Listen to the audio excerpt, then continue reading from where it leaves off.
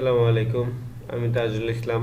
তাজটেক ডিজাইনের পক্ষ থেকে আপনাদেরকে জানাচ্ছি আন্তরিক শুভেচ্ছা ও অভিনন্দন। আমি এখন আর্টবোর্ড টুল নিয়ে আলোচনা করব। এটা হচ্ছে মুভ টুলের ভিতরে এটা মুভ টুল, এটা একটা গ্রুপ টুল। এটার ভিতরে একটা টুল আছে, এই টুলের নাম হচ্ছে গিয়ে আর্টবোর্ড টুল।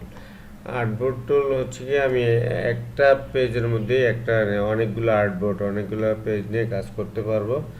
যেমন আমি এখানে আর্টবোর্ড একটা আছে, আমি পাশে একটা আর্টবোর্ড যদি আঁকি এভাবে করে, এই পাশে আর্টবোর্ড এসে পড়েছে। আমি যদি প্লাস দিই, নিচে প্লাস দিই আরেকটা আর্টবোর্ড হবে, এই পাশে প্লাস দিলে আরেকটা আর্টবোর্ড হবে, এই পাশে ম্যানুয়ালি দিলে আরেকটা আর্টবোর্ড হবে। তো আমি এই আর্টবোর্ডটা তে কাজ করবো। এই আর্টবোর্ডটা ক্লিক করলাম, ক্লিক করলে এই আর্টবোর্ডটা হয়ে আসবে, অ্যাক্টিভ হবে। এই ছবিটাকে ছোট করে দিই, আর্টবোর্ডের ভিতরে নিয়ে যাই। ওকে, আবার আমি এই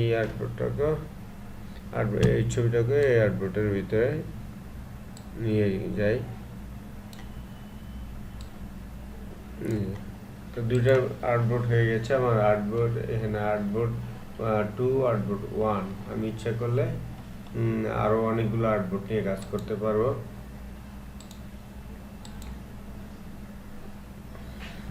এই দুইটা আর্টবোর্ডকে আমি যদি আলাদাভাবে সেভ করতে চাই, তাহলে দুইটা আলাদা স্লাইসে আর্টবোর্ডটা সেভ হয়ে যাবে। তা আমি এখান থেকে যদি আমি যে আর্টবোর্ড থেকে এই আর্টবোর্ডটা হচ্ছে কিবোর্ড থেকে কন্ট্রোল চেপে ধরে এই দুইটা আর্টবোর্ড আমি যদি সিলেক্ট করে রাইট বাটন ক্লিক করি, তাহলে এমন একটা বার আসবে। এখানে কুইক এক্সপোর্ট অ্যাজ পিএনজিতে ক্লিক করলাম।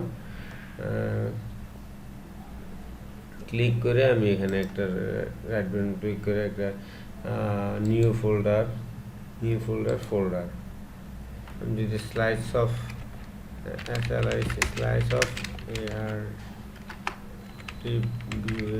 বোর্ড এন্টার চেপে করে এন্টার দিয়ে এটাকে আমি করে এন্টার, তারপরে এখানে এটাকে কি করি, সেভ করি। তাহলে দেখেন সেভ হয়ে গিয়েছে। আমি তারপর এখানে যাব হচ্ছে গিয়ে ডেস্কটপে চলে যাব। ডেস্কটপে চলে আসলাম। স্লাইস অফ আর্টবোর্ড, আমার ফোল্ডারটা কোথায় গিয়েছে? স্লাইস অফ আর্টবোর্ডের ভিতরে আমি যদি যাই, ক্লিক করি, দেখেন আমার দুইটা আর্টবোর্ড আলাদাভাবে সেভ হয়ে গিয়েছে।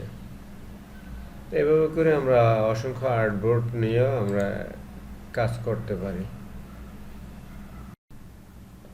আশা করি আমার ভিডিওটি ভালো লেগেছে। ভালো লেগে থাকলে অবশ্যই লাইক, শেয়ার, কমেন্ট দিয়ে আমাকে উৎসাহ যোগাবেন। ধন্যবাদ।